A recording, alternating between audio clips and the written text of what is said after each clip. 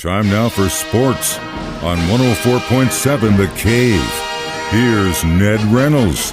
Mike, the intern, Ned Reynolds, in the studio. It's Thursday, and league business has been pretty consistent. There have been some additions and subtractions for the Chiefs recently. What do you think about that safety help? Well, it's kind of a wash in a way. Mike Edwards was only with the team for a year and did contribute. He played in 17 games. He missed a couple of them because, and I think it was a concussion syndrome, if I remember correctly, but he was out for very few. Served a very important purpose. He's a good player, but he decided not to stay with the Chiefs. He exercised his free agency. He was only signed for a year, and that's all he'll be with the Chiefs. Signed with the Buffalo Bills yesterday, so in a sense, it's a wash, but I wonder what kind of freedom, and I don't know the answer to this, what kind of freedom it gives the Chiefs into bringing L'Jarius Sneed closer to staying in the Kansas City Chiefs uniform. It's up to Sneed, really. He wants to stay, but if the Chiefs feel like they can get a pretty good deal for him, they'd sure like to free that money and get some cap space in there. Nonetheless, Mike Edwards is gone, and there is an availability, let's put it that way, at the safety position. There's a lot of bluffing going on between organizations and players right now, but yeah, I think the reason that the Chiefs defense was so good last year was because they were really complimentary. You had what the defensive line was doing to help Sneed and McDuffie, and then you had Edwards and Reed and their compliments. So I don't know, we'll see. And also the rotation too. That was a huge part of it too. So we'll see. Where the Missouri State Lady Bears play tonight? Played tonight, 6 o'clock at the State Farm Arena. And the State Farm Arena is on the campus of the University of Illinois at Champaign-Urbana. And it's a really magnificent arena. It's been refurbished. It's their old arena, which has been expanded. Illini Hall in Champaign-Urbana. But the State Farm Arena, State Farm obviously contributing the money for the financing, and it's really a nice arena. Well, Illinois will take the court there. They are under 500 for the year, 14 and 15. The Lady Bears are not. The Lady Bears have had a great year, but that is the matchup in the very first ever WBIT. That's the Women's Basketball Invitational Tournament. It is a big deal. The NCAA owns it. The NCAA is funding it. And therein lies the big difference, because some of these other tournaments you pay to get in. And this one, well, it's a different honor. So the Lady Bears will play tonight, 6 o'clock in Champaign-Urbana. Good luck, ladies. All right. Are there any other teams in the Missouri Valley playing in tonight's tournament?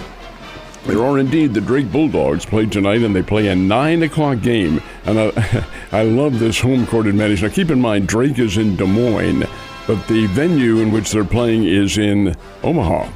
Now, Omaha and Des Moines, folks, are not very far away from each other. It's a hop, step, and a jump. When Drake and Creighton, when Creighton used to be in the Missouri Valley, that was a great neighborhood rivalry. But anyway, that's where Drake goes to play their game tonight. And they play Washington State. Now, Washington State's in Pullman, Washington. That's way up in the eastern corner of the state in the mountains where it's cold, it snows, and it's kind of isolated. And they're going to Omaha. What kind of a home court advantage is that going to be for Drake? Well, a pretty good one.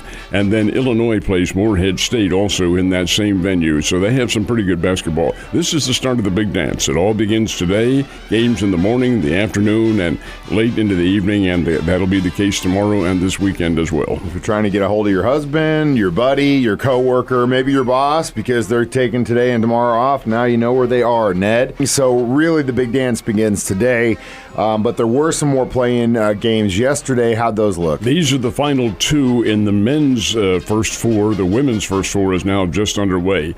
But these were a bit of a surprise. Grambling State was way behind Montana State in their game, rallied and came back to win the game. Grambling State defeated Montana State 88-81. That's a big win for the Grambling State Tigers from Louisiana. So what does that get them? A matchup with number 1 Purdue. Thank you, and that'll be tomorrow.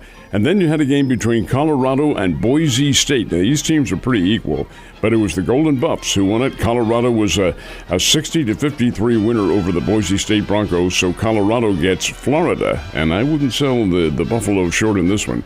Colorado-Florida will be a very good matchup. So the men's Final Four is over. The women's Final Four is just beginning, and they had some pretty interesting games on their own last night. Presbyterian won their game, and Vanderbilt won. These were all women's first 4 games, and they have 2 more coming up tonight.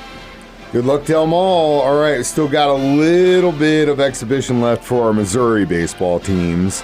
They both played under the lights last night. How'd they look? The Cardinals played the Washington Nationals, and you're right, both games, the one in Florida and the one in Arizona, were under the lights. Cardinals won 13-4. You really can't take, and you've got to emphasize this, you can't take anything from these exhibition games because the lineups are so fluid. Managers are seeing who fits into where, and the lineups are not really solidly set, and really after the season begins, they won't be for a couple of weeks. Anyway, 13-4 Cardinals, and the Royals and Angels played to an 8-8 tie out in Arizona. So we had a couple of them, and you're absolutely right. This will be the final weekend now coming up for exhibition baseball. It all begins next week on March 28th, which is 1 week from today. The National Ned holiday. Last but not least, everyone's trying to vie for time while the big dance is happening, and good luck with that. NBA, exhibition baseball, baseball in general. But again, basketball isn't the only thing happening. It is not, and this one, unfortunately, and I say unfortunately because it is a great sport, it flies under the radar. It's the NCAA National Wrestling Championships, and they begin today up at the T-Mobile Center in Kansas City. Now, frequently they have this competition in St. Louis. They have it in Kansas City now. The 2-time defending champion is Penn State, and they have wonderful wrestlers. But I'll tell you what, so do Iowa, Iowa State, Oklahoma State, some of the smaller schools, Lehigh from back in Pennsylvania is a national wrestling power, and the T-Mobile Center will be packed for this competition. Wrestling fans from all over the country. Now, you're familiar with collegiate wrestling. This is not throwing the chairs or anything like that. No. This is actual science, and it is a tremendously good sport. Oh, it is, and these kids are just unbelievably strong. So if you plan on being in Kansas City in the next few days, don't start any fights downtown because you will get your butt handed to you, Ned. You have a good day. I'll see you tomorrow.